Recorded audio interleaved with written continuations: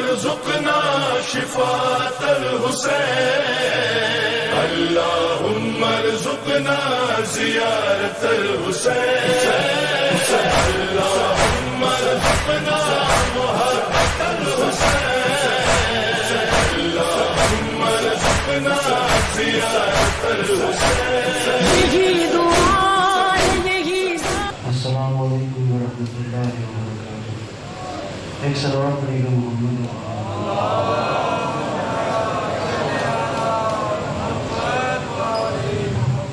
خوشنودی امام زمان پر بلند صلوات.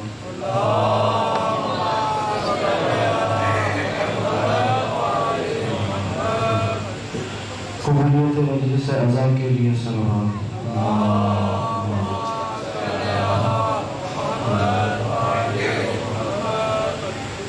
اعوذ باللہ من الشیطان الرجیم. بسم اللہ الرحمن الرحیم. الحمد للہ رب العالمین بارئ الخلائق اجمعین الذي لم يلد ولم يولد ولم يكن له كفوا أحد. الصلاة والسلام على أشرف الأنبياء والمرسلين حبيبنا وحبيب إله العالمين الذي سمي في السماء أحمد وفي الأرضين بأبي القاسم محمد.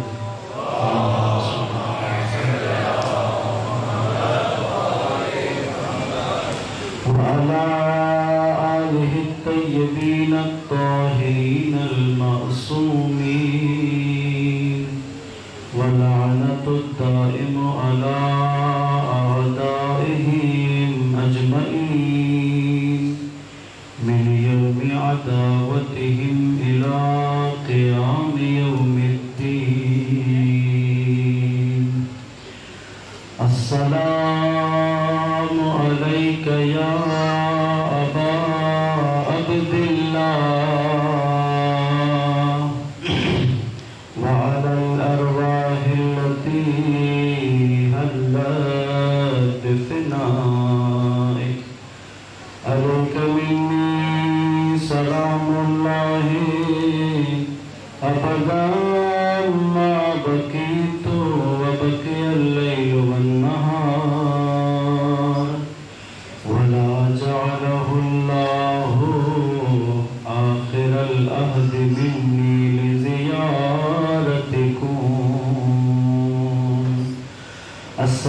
السلام على الحسين وعلى علي بن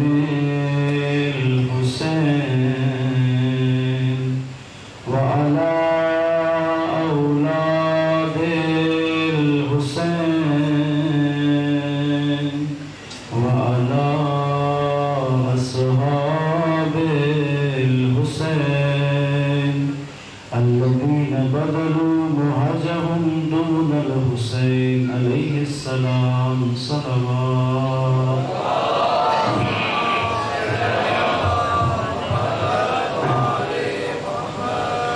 سب سے پہلے بارگاہ رب العزت میں دست بدعا ہے کہ خدا ہماری اس عبادت کو اپنی بارگاہ میں قبول فرمائے. ہمیں سزاداری کا بہترین سے بہترین اجر عنایت فرمائے. سید الشہداء کے عزاداروں میں ہمارا شمار فرمائے. سید الشہداء کے قیام کے مقصد کو سمجھنے اور اسی کو اپنا مقصد حیات بنانے کی توفیق عطا فرمائے. بانیان مجلس کا اہتمام کرنا، آپ سب کا تشریف لانا، ہمارا حاضر ہونا، خدا اس پرسے کو سید کائنات کے حضور قبول فرمائے اور ہمارے لیے توشہ آخرت قرار دے۔ مجلس میں موجود تمام مومنین مومنات کی حاجات کی برابری کے لیے، اور جن مومنات نے ہم سے، جن مومنین مومنات نے ہم سے التماس دعا کہی ہے، ان سب کے دعاؤں کی استجابت کے لیے، حاجات کی برابری کے لیے، مشکلات سے دوری کے لیے، تکلیفوں سے آسانی کے لیے، گناہوں کی مغفرت کے لیے، جو مریض ہیں ان کی شفایابی کے لیے، جو بے اولاد ہیں ان کے اولاد کے لیے، جو بے گناہ اسیر ہیں ان کی رہائی کے لیے، مقروضوں کے قرض کی ادائیگی، رزق و روزی میں وسعت و آمدن میں اضافے کے لیے، مولانا زمان کے ظہور میں تعجیل کے لیے، رہبر معظم کی عمر درازی کے لیے، ان تمام دعاؤں کی قبولیت اور جتنی دعائیں آپ کے دلوں میں ہیں سب کی قبولیت کے لیے مل کر خاندان زہرا پر درود پڑھیں گے بابا زبان۔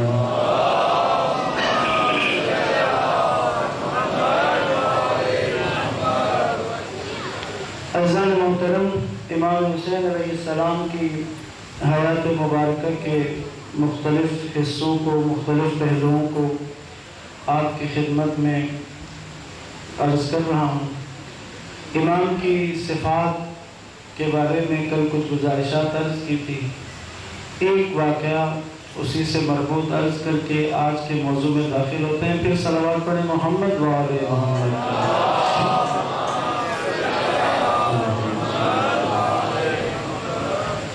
جیسا کہ روزانہ گزارش کرنے کی ضرورت پڑتی ہے، اب آگے جگہ ابھی خالی ہے، اگر آپ ایک درود پڑھ کے آگے پہلے ہی جگہ کو پر کر لیں تاکہ بعد میں آنے والے مومنین آسانی سے بیٹھ جائیں۔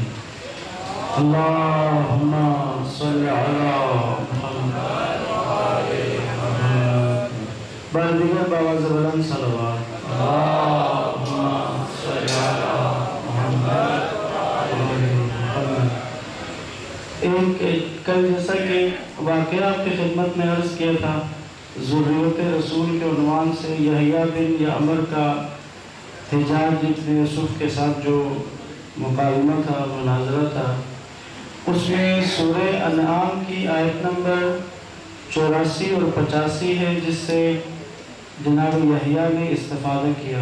کل غالباً سبقت لسانی کی وجہ سے میں نے آیت نمبر 24 اور 25 کہا تھا، لیکن وہ آیت جو ہے وہ آیت نمبر 84 اور 85، 84 اور 85 نمبر آیت ہے، کہ جس میں حضرت ابراہیم علیہ السلام کی ذریت میں حضرت عیسیٰ کا نام آیا۔ اسی سے چونکہ امام باقر علیہ السلام نے اس سے استنباط کرنا سکھایا ہوا تھا، تو یحییٰ نے اس سے استنباط کیا تھا۔ صلوات پڑھے گا محمد و آل محمد۔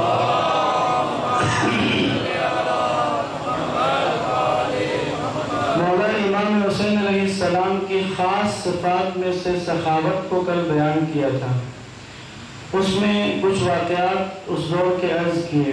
ایک واقعہ کل چاہ رہا تھا لیکن وہ کل بیان نہیں ہو سکا، آج اس کو عرض کرنا چاہتا ہوں، اس دور کا واقعہ ہے۔ امام حسین علیہ السلام کی سخاوت آج بھی جاری ہے، فرش اعظم پر بیٹھنے والا ہر فرد، ہر شخص حسین ابن علی کی سخاوت سے استفادہ کرتا ہے۔ ہر وہ شخص جو علم عباس علیہ السلام کے پاس جا کر دعا مانگتا ہے، وہ حسین ابن علی کی سخاوت کا مشاہدہ کرتا ہے، لمس کرتا ہے، احساس کرتا ہے۔ کربلا میں امام حسین علیہ السلام کے روضے پر آپ کی ذریح کے پاس ایک خاتون گریہ کرتے ہوئے دعا کر رہی تھی۔ ایک جوان نے سنا کہ وہ خاتون کہہ رہی تھی، مولا میں نے بڑی مشکل سے آپ کی زیارت کا سفر کیا، مجھے اجازت نہیں مل رہی تھی، لیکن میں آپ کی زیارت کے لیے آئی، لیکن اب میرے دونوں بچے جو میں ساتھ لے کر آئی تھی وہ گم ہو چکے ہیں، میں انہیں ڈھونڈ ڈھونڈ کے تھک گئی ہوں، میرے بچے نہیں مل رہے، مولا میں نے واپس جانا ہے، مجھے میرے بچے دیں، اب طلب کر رہی ہے۔ اب یہ جوان متوجہ ہوا، گریہ کر رہی ہے، طلب کر رہی ہے، اتنے میں پیچھے اس کے کچھ فاصلے پر دو چھوٹے بچوں نے اس کو امی کہہ کے بلایا، ذریح کے قریب۔ اس نے پلٹ کے اپنے بچوں کو دیکھا۔ ہوتا یہ ہے کہ اگر گم شدہ بچے ملتے ہیں تو ماں تڑپ کے جاتی ہے، بچوں کو گلے لگاتی ہے، لیکن جب بچوں نے آواز دی امی کہہ کر، کہتے ہیں یہ بچوں کی طرف نہیں گئی، اس نے زری کو تھاما اور زیادہ بلند آواز میں گریہ شروع کر دیا۔ جوان کہتے ہیں مجھے حیرت ہوئی کہ بچے ملے ہیں، مولا نے کرم کیا ہے، سخی حسین ہے، سخاوت کا مظاہرہ ہو گیا ہے، اب جاؤ بچوں کو گلے لگاؤ، یہ دوبارہ گریہ کس لیے؟ کہتے ہیں اس تجسس پر جب وہ مڑی میں نے اس سے پوچھا، اے معظمہ اے مومنہ، مجھے یہ بات سمجھ میں نہیں آئی، آپ کے بچے گم ہو گئے تھے، آپ کا گریہ سمجھ میں آ گیا، اب جب بچے ملے ہیں تو پہلے تو یہ تھے کہ آپ دوڑ کے اپنے بچوں کی طرف جاتے، لیکن آپ زیادہ شدت گریہ چھتوں پہ گریہ کے ساتھ آپ نے زری کو تھام لیا ہے، کیا ماجرا ہے؟ خاتون کہتی ہے جس وقت میرے دونوں بچے گم ہوئے تھے، میرے دونوں بچے پیدائشی گونگے تھے، مولا نے مجھے زبان کے ساتھ واپس کیا ہے، دیکھ نہیں رہا میرے بچے مجھے ماں کہہ کر بلا رہے ہیں، میرے بچے پیدائشی گونگے تھے۔ محمد صلوات اللہم صلی علی محمد وعلی محمد۔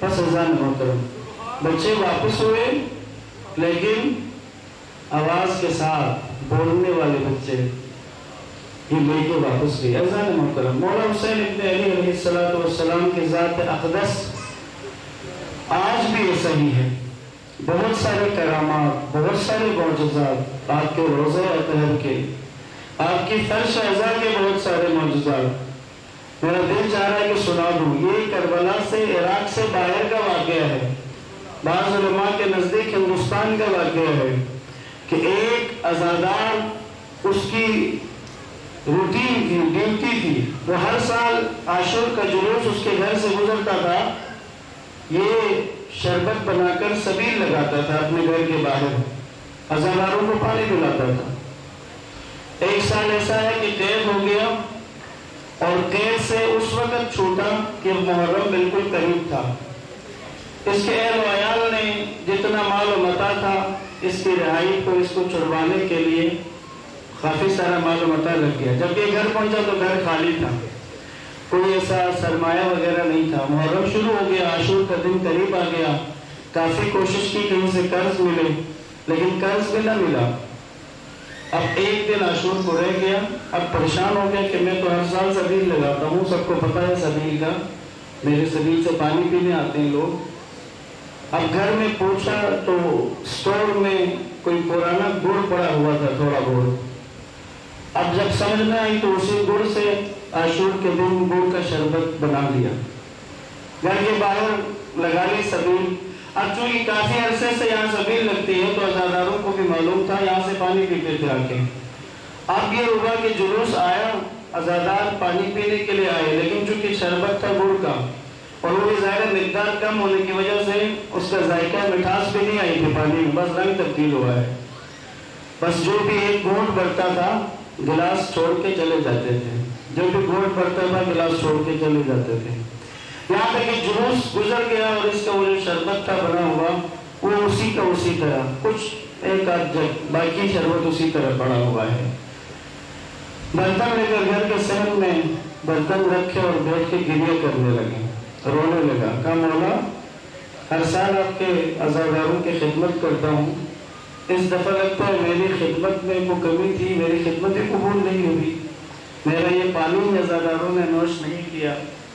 گریہ کر رہا تھا، دروازے پہ دستک ہوئی، باہر گیا تو دیکھا تو چند افراد کھڑے ہیں، سب سے آگے ایک سفید ریش بزرگ ہیں، انہوں نے کہا کہ ہم نے سنا ہے کہ تم نے شربت تیار کیا تھا تو ہم پینے کے لیے آئے ہیں، ہم پیاسے ہیں ہم۔ اس نے پہلے ہی کہا کہ پہلے بتاؤ وہ گڑ کا شربت ہے، زیادہ میٹھا نہیں، ان کا مسئلہ نہیں ہے، ہم پیاسے ہیں، ہم پی لیں گے اگر اجازت ہو۔ گھر کے اندر لے آیا، لا کر پھر وہ پانی تھا انہوں نے خود ہی تقسیم کر کے پینا شروع کیا، تو متوجہ ہوا کہ یہ جو افراد آئے ہیں ان کا لباس مقامی نہیں ہے، ان کے حلیے مقامی نہیں لگ رہے تھے، پریشان ہو گیا۔ اور وہ جو سفید ریش تھے ان سے سوال کیا، بزرگ آپ بتائیں گے آپ لوگ کہاں سے ہیں، کیونکہ آپ کے لباس تو مقامی نہیں لگ رہے۔ اس بزرگ نے کہا یقیناً تم نے پہچانا نہیں ہوگا، اے جوان میں حبیب ابن مظاہر ہوں، یہ جو میرے ساتھ آئے ہیں یہ شہداء کربلا ہیں، ہمیں مولا حسین نے بھیجا ہے کہ جا کر تمہارا پانی جو سبیل کا بنا ہے وہ پی کر آئے، وہ نوش کر کے آئے ہیں۔ لبیک یا حسین، لبیک یا حسین، لبیک یا حسین۔ پس ازان محترم مولا حسین علیہ السلام اللہم صلی اللہ علیہ وسلم، آپ کی ذات کے ادوار کا میں نے ذکر کیا تھا، ایک خاص دور جس کے بارے میں کچھ اشتباہات بھی گڑے گئے اور بعض جگہوں پر بعض کتابوں میں اس طرح کی بات کی بھی گئی اور بعض حلقوں میں اس موضوع پر بات کی جاتی ہے۔ تو یہ ایک بڑا موضوع امام حسن علیہ السلام کی صلح کا تھا۔ صلح امام حسن علیہ السلام کے موقع پر بعض کتابوں میں اور بعض جگہوں پر اس طرح کی بات کی گئی کہ جیسے امام حسین علیہ السلام اس صلح کے حق میں نہیں تھے، امام حسن نے صلح کی تھی، امام حسین علیہ السلام اس صلح کے حق میں نہیں تھے۔ یہ ایک من گھڑت بات ہے، اس بات کی کوئی دلیل نہیں ہے۔ چند ایک گزارشات پہلے اس صلح کے بارے میں، پھر امام حسین علیہ السلام کے موقف کے بارے میں آپ کی خدمت میں عرض کرنا چاہتا ہوں۔ درود پڑھے گا محمد و آل محمد پر۔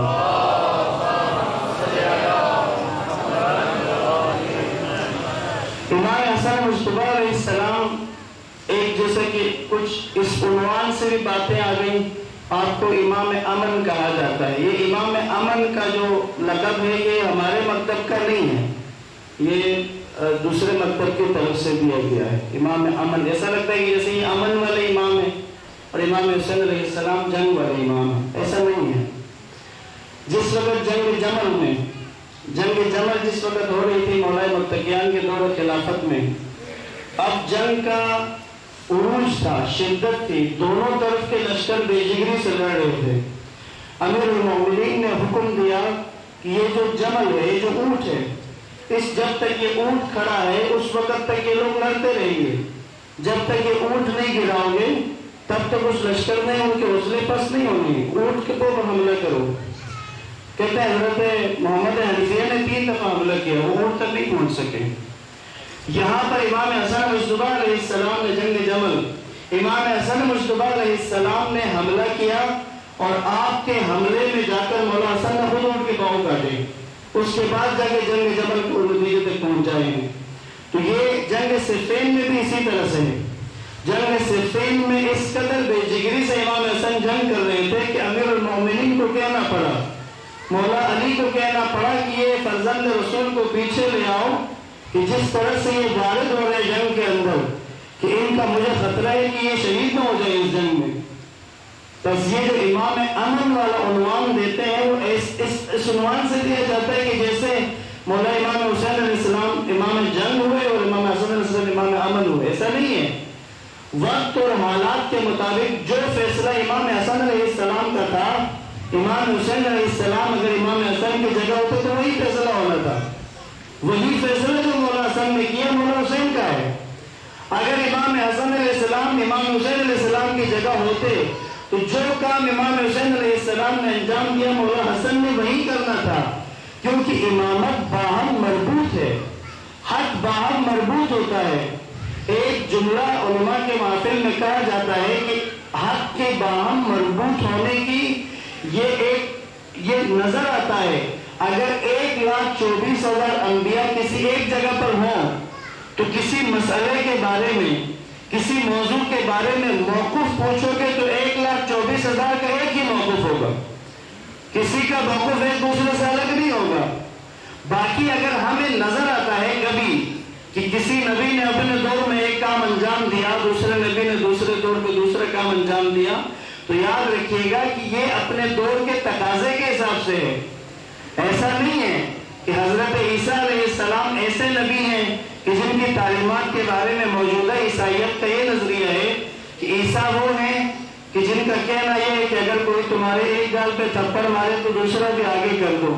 یہ حضرت عیسیٰ علیہ السلام پر جو کیس بنایا تھا اس دور میں، یعنی جس کیس پر رومی فوج کے ذریعے عیسیٰ علیہ السلام کو گرفتار کروایا، کیا تھی ایف آئی آر کس بات پہ کٹی تھی؟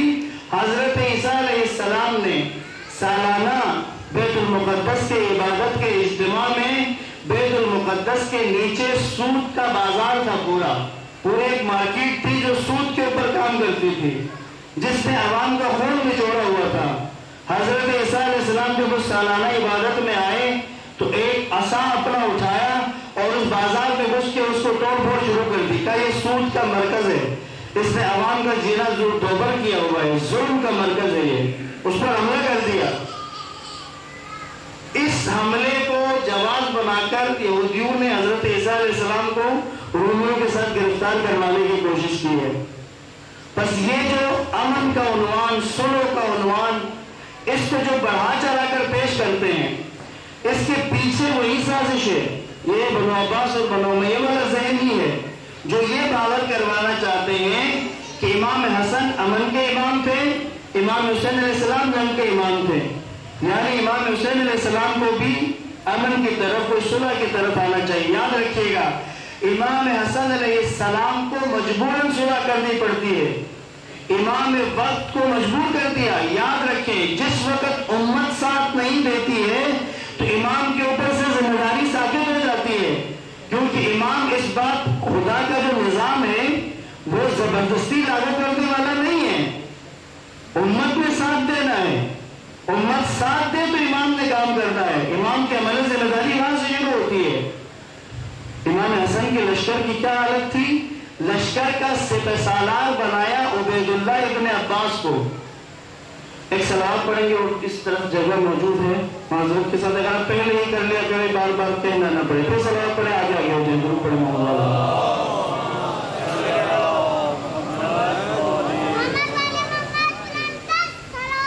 اللہم صلی اللہ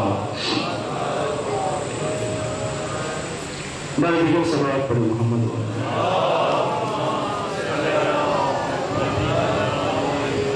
عبید اللہ ابن عباس، یہ عباس ابن عبد المطلب رسول اللہ کے چچا، ان کے بیٹوں میں سے ہیں، عبداللہ ابن عباس کا بھائی ہے۔ امام حسن علیہ السلام نے ان کو سپہ سالار بنایا لشکر کا۔ اب آپ اندازہ کریے عبید اللہ ابن عباس کون ہے؟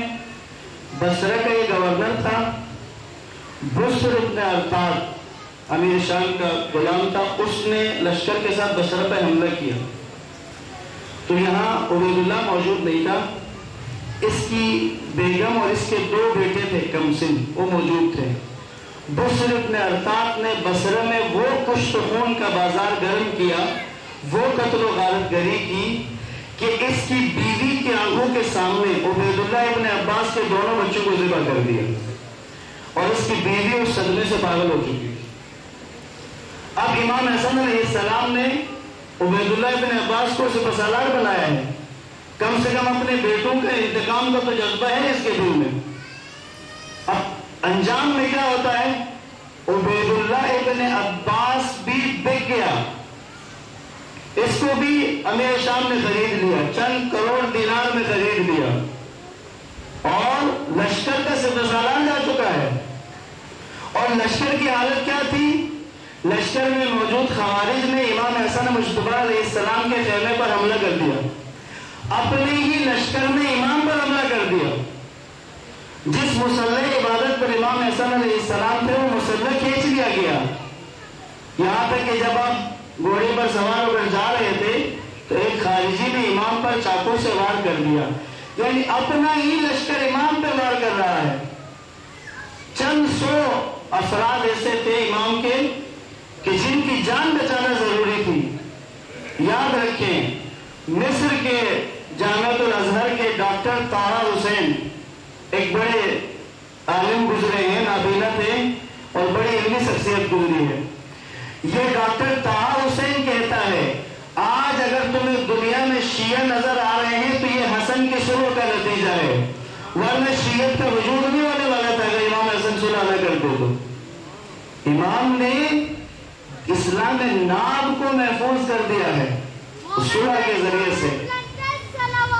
اللہم صلی اللہ علیہ وسلم۔ یہ اسلام ناب کی حفاظت تھی، یہی وجہ تھی کہ بعد میں مدینہ میں آ کر ملاقات کی سلیمان ابن سورت خدائی اور مسیب ابن نحبہ نے، انہوں نے آ کے امام سے ملاقات کی، گلہ کیا مولا اگر صلح نہ کرتے تو بہتر تھا ہم لڑتے جا کے۔ امام نے کہا اگر لڑتے تب بھی اس وقت جس حالت میں بیٹھے اسی حالت میں ہوتے، بس یہ کہ تم لوگ زندہ نہ بچتے۔ وہ جو شیعت کی بنیادی ترین تحریک جس کی وجہ سے یہ اسلام حقیقی، یہ مکتب اہل بیت جو آج پوری دنیا میں ہمارے سامنے ہے، اس کے لیے بنیادیں فراہم امام حسن مجتبیٰ نے کی ہیں۔ ڈاکٹر طٰہٰ حسین لکھتے ہیں کہ مسیب بن نخبہ اور سلیمان بن سرد مدینے میں آ کر امام حسن سے ملے۔ کچھ لوگ اور بھی بیٹھے ہوئے تھے، توجہ کیجئے، کچھ لوگ اور بھی تھے۔ ان کے سامنے سلیمان اور مسیب نے کہا کہ مولا اگر آپ ارادہ کریں تو ہم 1,00,000 سپاہیوں کو آمادہ کرتے ہیں، 1,00,000 شمشیر بکف لوگ آمادہ ہیں کہ وہ آپ کے ساتھ مل کر دوبارہ اس حکومت کو اپنے ہاتھ میں لے لیں۔ ڈاکٹر طٰہٰ حسین لکھتے ہیں امام حسن نے دونوں سے کہا میرے ساتھ آؤ۔ اندر حجرے میں چلے گئے، کمرے میں، جس میں امام حسن، سلیمان بن سرد خزائی اور مسیب بن نخبہ بس 3 لوگ تھے۔ کہتے کچھ دیر کے بعد مسیب اور سلیمان وہاں سے نکلے اور کوفہ چلے گئے اور اس کے بعد خاموشی سے رہے۔ ڈاکٹر طٰہٰ حسین کہتا ہے شیعت کی تحریک کی بنیاد اس حجرے میں رکھ دی تھی حسن ابن علی نے۔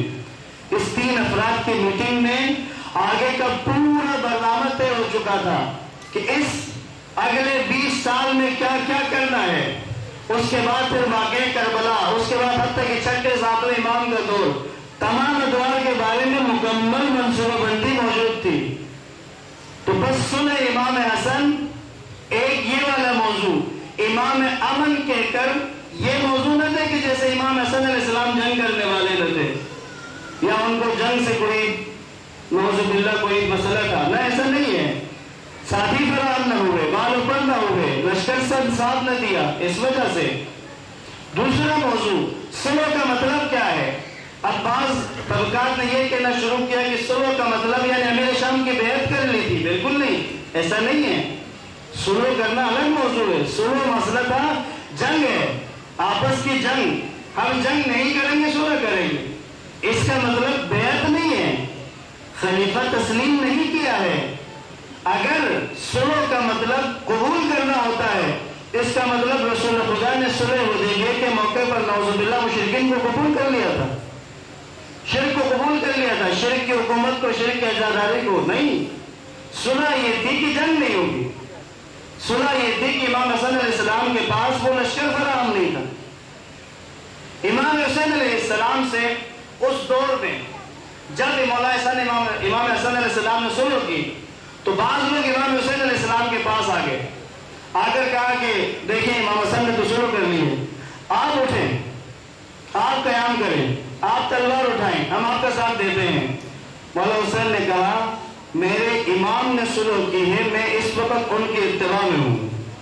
کہا امام حسن میرے امام ہیں، کہا اس وقت امام وقت وہ ہیں، حجت خدا وہ ہیں، میں ان کے اتباع میں ہوں اور جو ان کا فیصلہ ہے وہی میرا فیصلہ ہے۔ ایک بات۔ دوسری بات، امام حسن علیہ السلام کی شہادت کے بعد 10 سال میں 50 ہجری امام کی شہادت ہے، اس سے لے کر امیر شام کے مرنے تک یہ جو 10 سال کا عرصہ ہے، اس میں تو امام حسین علیہ السلام کی امامت تھی، لیکن امام نے قیام نہیں کیا۔ وجہ امام حسن نے جو صلح کی تھی اس پر امام حسین علیہ السلام باقی رہے، امام نے اسی کی اتباع کی ہے۔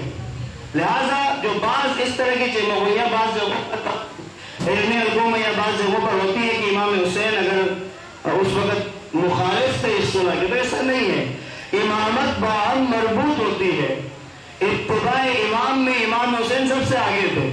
مولا حسین اس وقت امام حسن کے اتباع میں تھے۔ صلوات پڑھیے گا محمد و آل محمد۔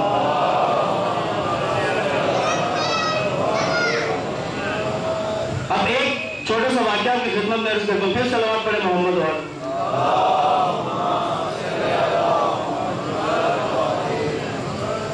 امام حسن علیہ السلام کسی سفر پر گئے، یہ بعد کی بات ہے، صلح اور اس معاملے کے بعد کسی سفر پر گئے، رات کا ٹائم تھا، ایک چرواہا تھا، غلام تھا، وہ اپنا ریوڑ لے کے ایک جگہ پر خیمہ لگا کے تھا۔ امام حسن علیہ السلام اس کے مہمان ہو گئے، اس نے امام کی خدمت کی، امام جب اگلے دن جانے لگے تو اس نے کہا مدینے میں آ کے مجھ سے ملنا، مدینے میں آ کے مجھ سے ملاقات کرنا، میں فرزند رسول ہوں۔ یہ شخص کچھ دن بعد، کچھ عرصے بعد مدینے میں گیا امام حسن سے ملنے کے لیے۔ تو جب یہ گیا تو امام حسن علیہ السلام مدینے سے کہیں گئے ہوئے تھے۔ یہ جب گھر میں گیا تو امام حسین علیہ السلام موجود تھے۔ اس نے امام حسین علیہ السلام کو سلام کیا، کہا مولا وہ آپ آئے تھے میرے پاس، رات آپ میرے پاس رہے تھے، میں نے آپ کی خدمت کی تھی، آپ نے کہا پھر مدینے میں آ کے مجھ سے ملو۔ امام حسین انداز ہو گیا کہ مولا حسن اس کے پاس رہے تھے۔ امام نے پوچھا تم کیا کرتے ہو؟ اس نے کہا میں غلام ہوں، ایک میرا وہ آقا ہے اس کا ریوڑ ہے، میں اس کو چلاتا ہوں مختلف جگہوں پہ۔ پوچھا کس کے غلام ہوں؟ اس نے نام بتایا۔ امام نے اپنے خادم کو بھیجا اور اس کے آقا سے معلوم کروایا کہ اس غلام کو ہمیں فروخت کر دو، ریوڑ بھی اور غلام بھی۔ پھر اس ریوڑ اور غلام دونوں کی قیمت امام حسین علیہ السلام نے ادا کر دی۔ ادا کرنے کے بعد اس غلام کو بتایا کہ ہم نے تمہیں تمہارے مالک سے خرید لیا ہے، اب ہم تمہیں آزاد کرتے ہیں، یہ ریوڑ بھی تمہارا ہے۔ بہت خوش ہوا۔ پھر امام حسین علیہ السلام نے کہا وہ جو تمہارے پاس جنہوں نے رات گزاری تھی وہ میرے بڑے بھائی اور میرے امام تھے، میں ان کی اتباع میں ہوں، یہ جو میں نے تمہیں دیا ہے تم سمجھنا یہ ان کی طرف سے ہے، میں ان کی اتباع میں ہوں، اتباع میں۔ لہذا اس طرح کا تصور اگر کسی کے ذہن میں اس سے پہلے کسی کو بات ہو تو اس کو اپنے ذہن سے نکال لیجیے گا۔ صلوات پڑھیں محمد و آل محمد۔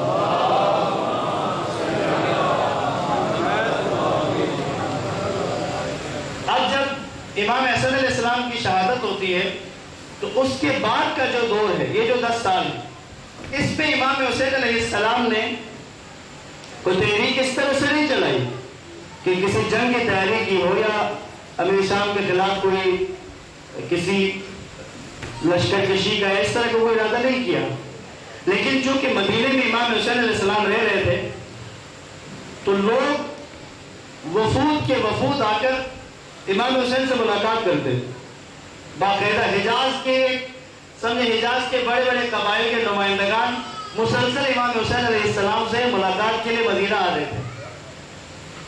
اس وقت مروان بن حکم کو مدینہ کا گورنر مقرر کیا گیا تھا امیر شام کی طرف سے۔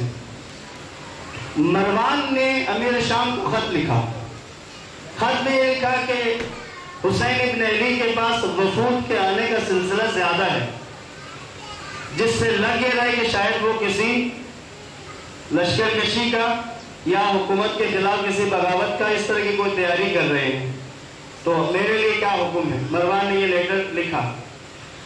مروان کو جو جواب آیا اس میں امیر شام نے یہ لکھا کہ تم حسین ابن علی سے مت چھوڑو، تمہارا کوئی واسطہ نہیں، وہ جو کرے انہیں کرنے دو۔ اس کے بعد خط لکھا امام حسین علیہ السلام کو امیر شام نے۔ اس خط میں صلح امام حسن کے صلح نامے کو یاد کروایا اور کہا کہ کسی لشکر کشی کا اگر ارادہ کرو گے تو کچھ دھمکی آمیز اور کچھ احترام، اس طرح کے ایک مکس لیٹر امام حسین علیہ السلام کو لکھا۔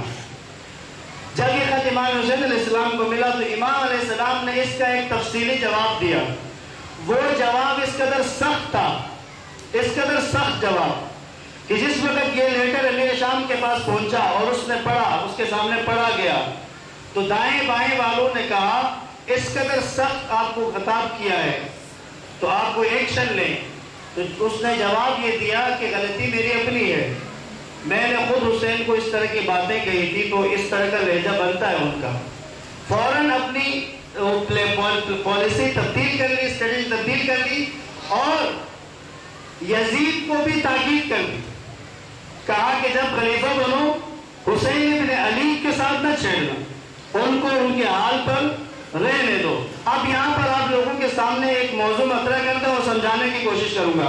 ایک صلوات پھر پڑھے محمد و آل محمد پر۔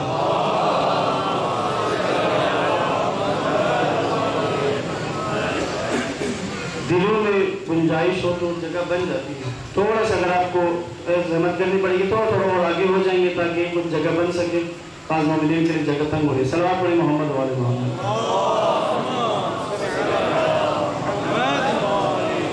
نعرہ تکبیر، نعرہ رسالت، نعرہ حیدری، حسینیت، یزیدیت، بر محمد و آل محمد الصلوات۔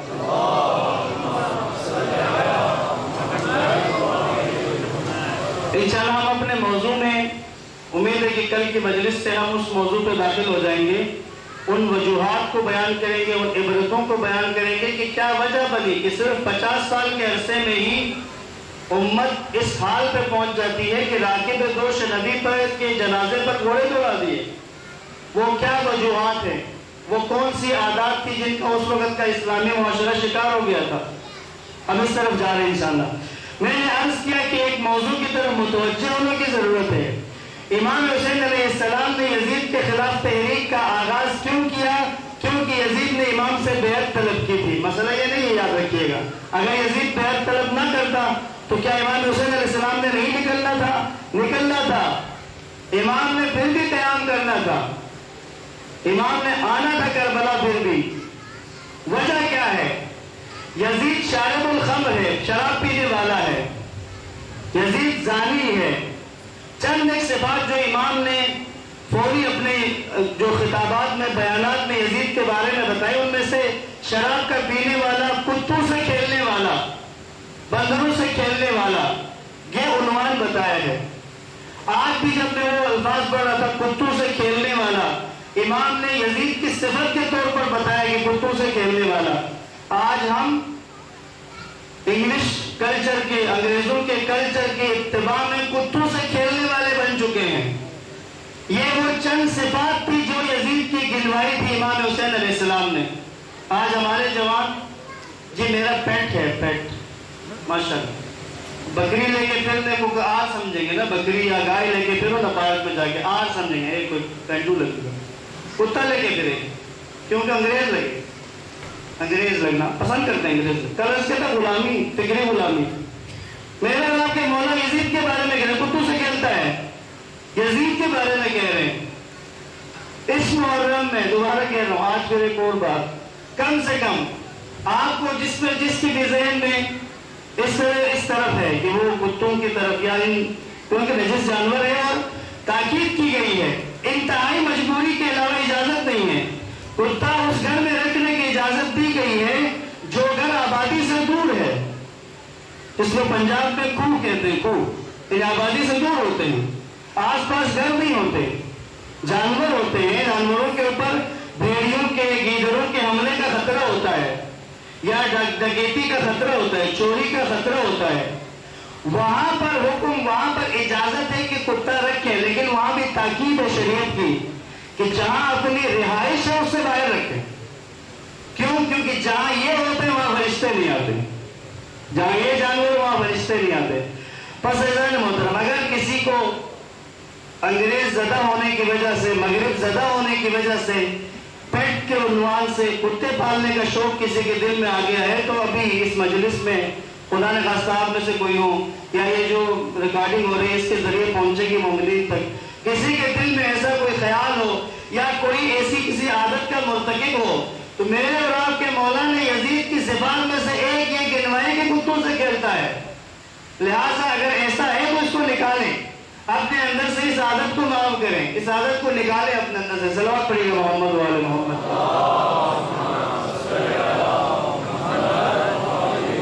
مولا نے پھر بھی قیام کرنا تھا یزید کے خلاف، نہ کرتا بیعت طلب، اپنے باپ کی مان کے چھوڑ دیتا، پھر بھی قیام کرنا تھا۔ کیوں؟ کیونکہ یزید وحی کا انکاری ہو گیا تھا، وحی کا انکار کر دیا، فرشتے کا انکار کر دیا۔ اگر کوئی انکار کر دے کہ وحی نہیں آئی ہے تو اسلام تو ختم ہو گیا نا۔ اس لیے تو مولانا حسین نے کہا اگر یزید خلیفہ بن گیا تو اسلام پر فاتحہ پڑھ لو، تو اسلام تو ختم۔ وہ اپنے اشعار میں یہ اعلان کرتا ہے نہ کوئی وحی آئی ہے نہ کوئی فرشتہ آیا ہے، یہ بنی ہاشم نے حکومت کرنے کے لیے ڈرامہ کیا ہوا ہے۔ پورا دین خطرے میں آتا ہے، توحید خطرے میں ہے۔ اگر حسین ابن علی قیام نہ کرتے اس دور میں تو آج کہاں کا اسلام، کون سا اسلام، کب کا اسلام کا فاتح ہو چکا ہوتا۔ لہذا امام حسین علیہ السلام کے قیام میں ایک محرک بن گیا کہ مدینے میں انہوں نے پہل کر دی، بیعت کی، اور امام علیہ السلام نے اپنی تحریک کا آغاز کر دیا۔ نہ کرتے، نہ بیعت طلب کرتے 28 رجب کو نہ نکلتے، مثلا شعبان میں نکل آتے، آنا تو تھا، نکلنا تو تھا، کربلا تو برپا ہونی تھی. پس یزید کا بیعت طلب کرنا یہ ایک جزوی محرک ہے. امام حسین علیہ السلام نے یزید کے خلاف قیام کرنا ہی کرنا تھا، کیونکہ یزید کی خلافت کو تسلیم کرنے کا مطلب اسلام پر فاتحہ پڑھ لینا تھا. صلوات پڑھیں محمد و آل محمد.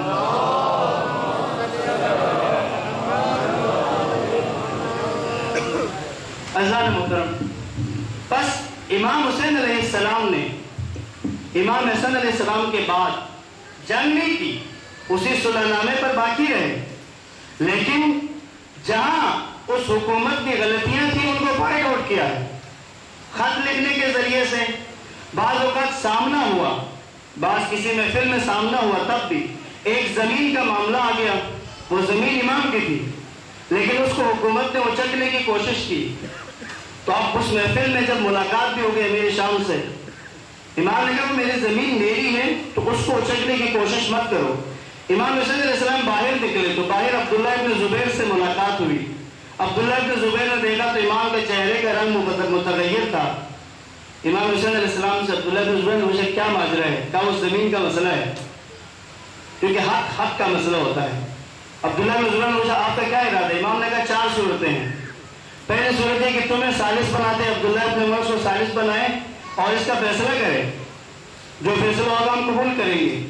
کہا چوتھی صورت پھر یہ ہے کہ پھر میں حلف الفضول کی طرح آواز لگاؤں گا، عرب کو آواز دوں گا کہ آؤ میرے حق کے لیے. تو عبداللہ ابن زبیر نے کہا امام حسین علیہ السلام سے اگر آپ آواز لگائیں گے تو آپ کی آواز پر اگر میں بیٹھا ہوا تو کھڑا ہو جاؤں گا، کھڑا ہوا تو چل پڑوں گا، اگر چل رہا ہوں تو دوڑ پڑوں گا، اور سب سے پہلے تلوار لے کر آپ کے حق میں آنے والا میں خود ہوں. یہ عبداللہ ابن زبیر نے کہا ہے. اللہ اکبر.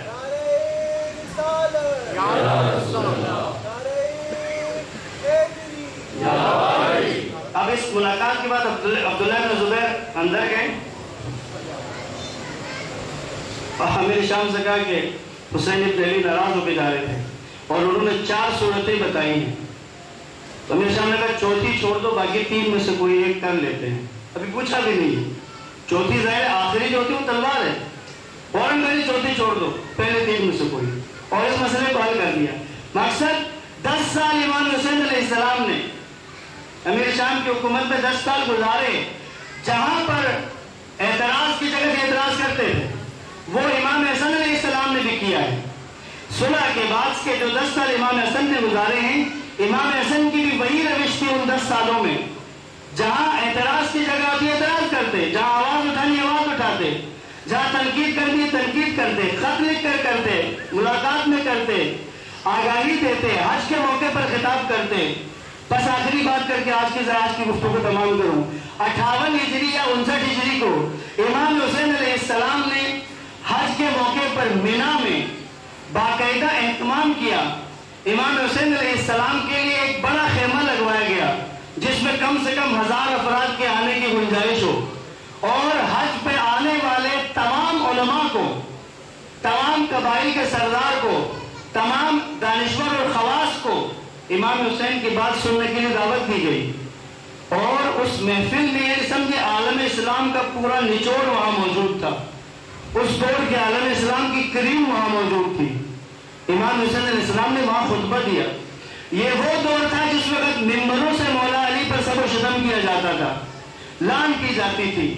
امام حسین علیہ السلام نے اس مقام پر مولا علی کے فضائل بیان کیے. سب سے پہلے تفصیل سے مولا علی کے فضائل بیان کیے، اور جو نیچے بیٹھے ہوئے علماء تھے ان کو خدا کی قسم دے کر امام حسین سوال کرتے تھے. تمہیں خدا کی قسم دے کر پوچھ رہا ہوں، بتاؤ نبی نے خیبر کے موقع پر یہ نہیں کہا تھا؟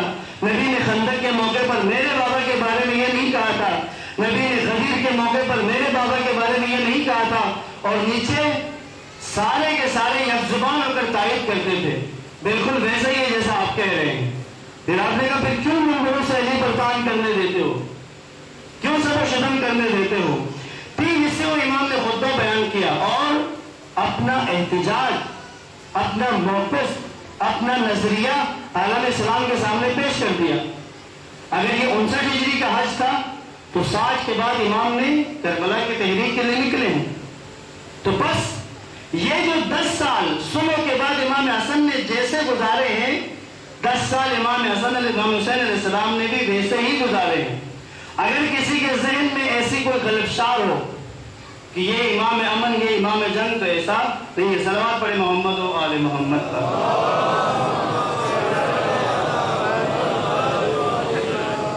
اذان محترم اللہ اکبر. نعرہ رسالت یا رسول اللہ. نعرہ حیدری یا علی. محمد و آل محمد صلوات.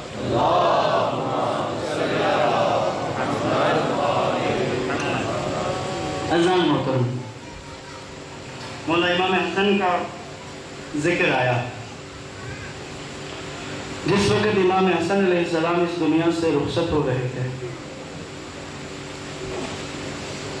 امام زہر کا اثر ہو چکا ہے اور جو تشت وہاں پر موجود تھا اس پر خون کے ٹکڑے موجود تھے جو دہن اقدس سے باہر آئے.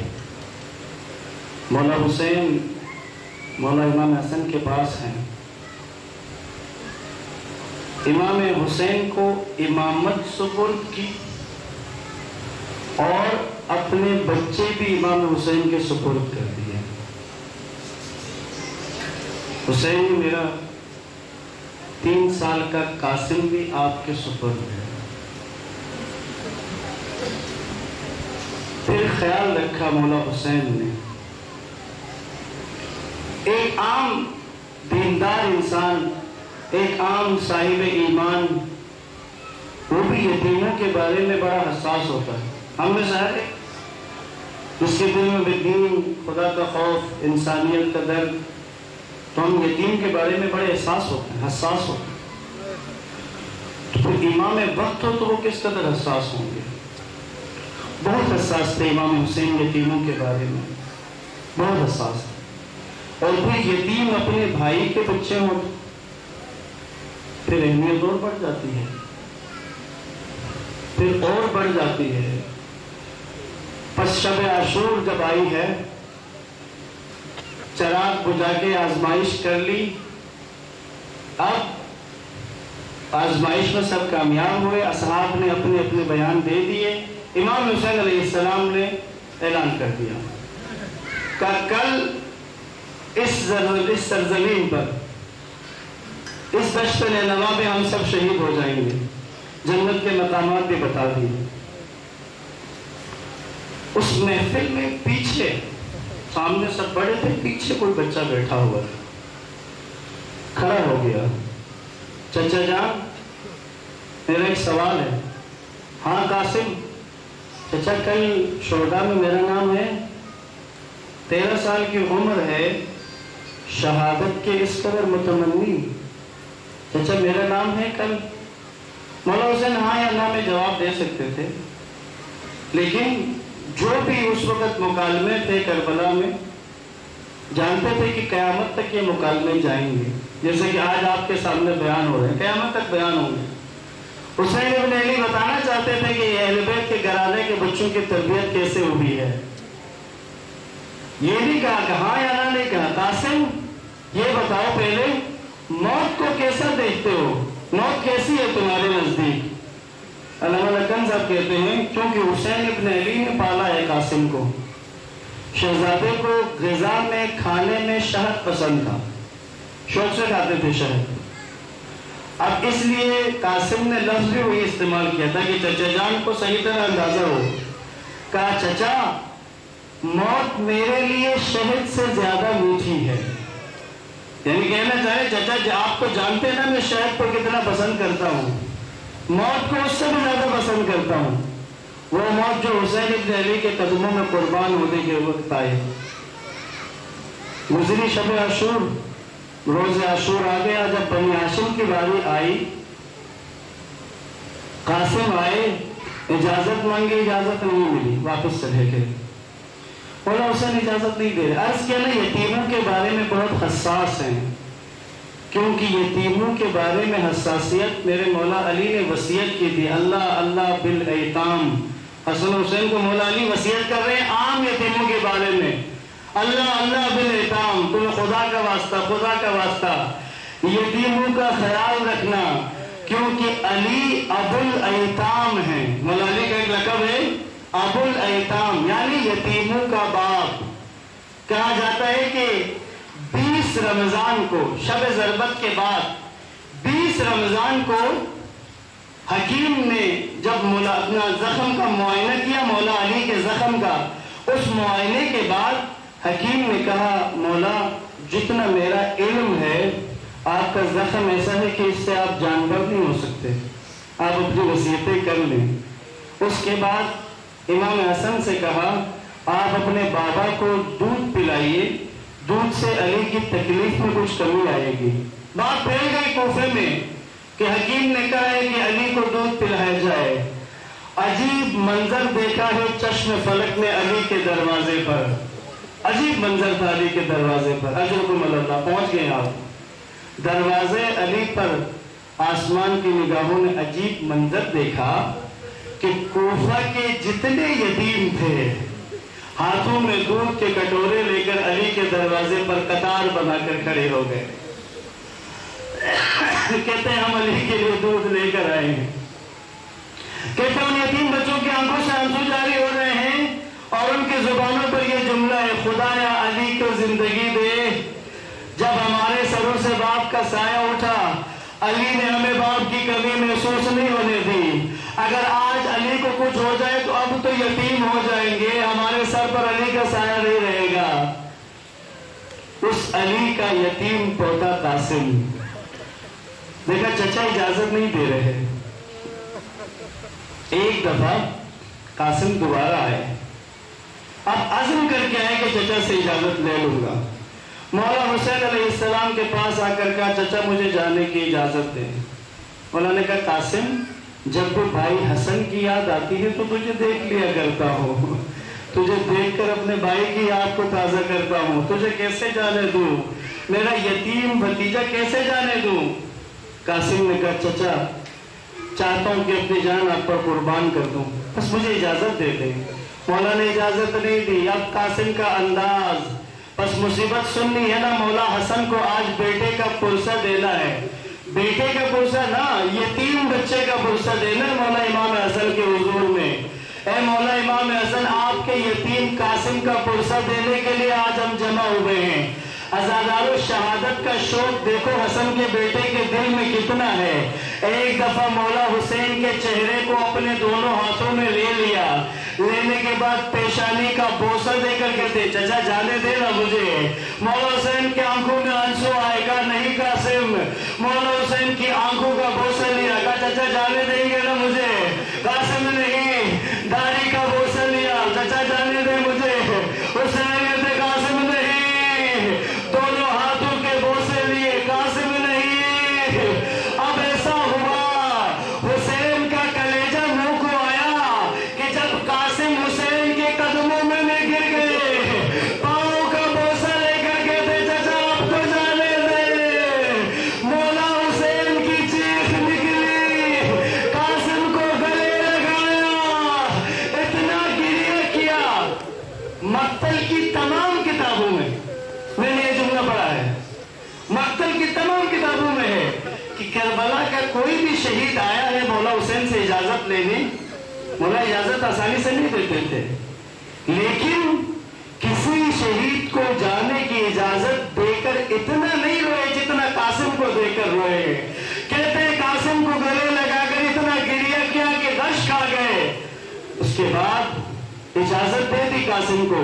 حضرت عباس کو آواز دی، عباس آؤ، آج یتیم بھتیجے کو میدان میں بھیجنے کا وقت آ گیا ہے.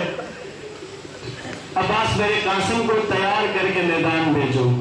حضرت عباس قاسم کو لے کر اس خیمے میں گئے جہاں فوجوں کا لباس تھا. زرہ پہناتے تھے کہ زرہ وہ چیز تھی کہ تلوار کا وار اگر سینے پہ لگے تو وہ ڈائریکٹ سینے پہ اثر نہیں کرتا، ہلکے سے وہ زخم میں کچھ نہ کچھ کمی آتی ہے.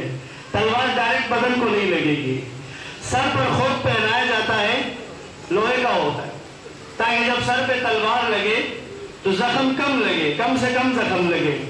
ہائے عباس کی مصیبتوں میں سے یہ ایک مصیبت ہے بہت بڑی، یتیم بھتیجے کو خیمے میں لے کر آئے، عباس کی بے چینی کا کیا عالم ہوگا، ایک زرہ اٹھا کے پہناتے ہیں، پوری نہیں ہری بڑی ہے، زرہ اٹھا کے پہناتے ہیں، زرہ اٹھا کے پہناتے ہیں۔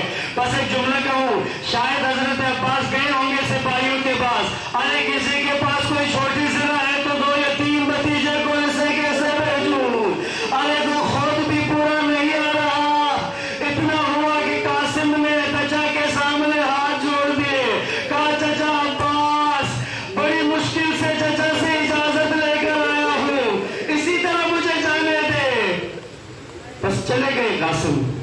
اب یہاں ایک جملہ سناؤ حمید بن مسلم کا۔ حمید بن مسلم کون ہے؟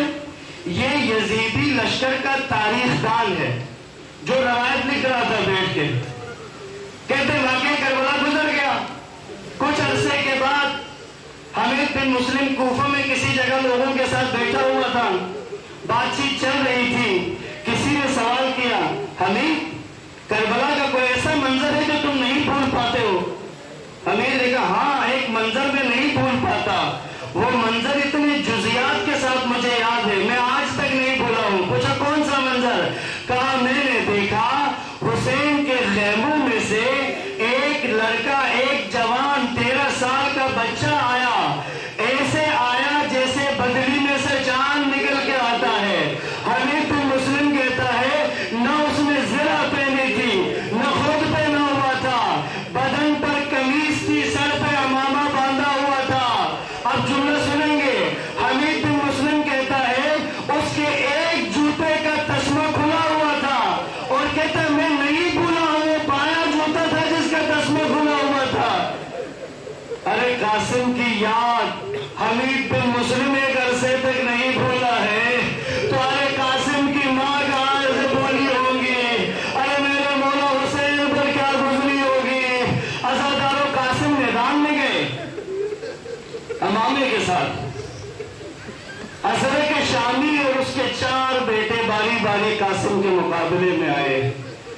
نہ جانے حضرت عباس کیسے داد دے رہے ہوں گے قاسم کو۔ حضرت کے پہلے بیٹے کو گرایا، مرحبا قاسم، شاباش شاباش بھتیجے۔ دوسرے بیٹے کو واصل جہنم کیا، مرحبا قاسم۔ تیسرے کو واصل جہنم کیا، چوتھے کو واصل جہنم کیا، یہاں تک کہ حضرت کے شامی خود آ گیا، اور حضرت قاسم نے اسے بھی واصل جہنم جب کر دیا تو عمر سعد کی آواز گونجتی ہے ارے یہ حسن مجتبیٰ کا بیٹا ہے، ایک ایک کر کے جاؤ گے تو اس کا مقابلہ نہیں کر سکتے، مل کے حملہ کرو۔ عمر بن اسعد ازدی نے حملہ کیا مل کر۔ عزاداروں کا جملہ آخری ہے، حضرت قاسم پر جب حملہ کیا عمر نے دھوکے سے وار کیا۔ کہاں وار کیا؟ عمر نے تلوار سے جناب قاسم کے سر اقدس کی طرف وار کیا۔ ارے خود تو تھا نہیں، امامے پر تلوار لگی، قاسم کا سر شگافہ ہوا، آواز دی السلام علیکہ یا اللہ، چچا حسین سلام۔ کہتے مولا حسین تیزی کے ساتھ حملہ آور ہوئے، قاسم کے قاتل کو واصل جہنم کر دیا۔ کہتے جس وقت گرد چھٹی تو عجیب منظر تھا، حسین نے قاسم کو اپنی گود میں اٹھایا ہوا ہے، اونچی آواز میں حسین گریا کرتے ہوئے کہہ رہے ہیں اے قاسم تیرے چچا پر کتنی بڑی مصیبت کا وقت ہے کہ تو مدد کے لیے بلائے تو تیری مدد کو نہ آ سکا، اگر آیا بھی تو ایسے وقت میں کہ کوئی فائدہ نہیں رہا۔ عزادارو قاسم کی روح پرواز کرتی ہے۔ آخری جملہ شہید متحری کا کہہ کے ختم کرتی زحمت آپ کی۔ مولا حسین نے قاسم کے جنازے کو اٹھایا، حالت کیا ہے؟ حسین نے قاسم کے جنازے کو ایسے ہاتھوں میں نہیں اٹھایا، قاسم کو اپنے سینے سے لگا لیا، لگانے کے بعد اتر سے خیمہ گاہ کی طرف چلنا شروع کر دیا۔ شہید متحری کہتے ہیں کچھ دیر پہلے جب حسین نے قاسم کو سینے سے لگایا تو قاسم نے بھی چچا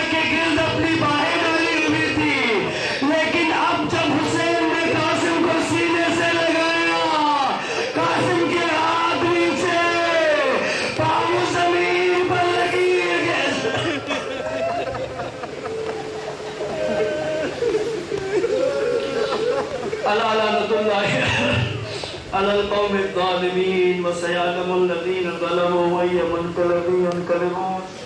ماتم حسین.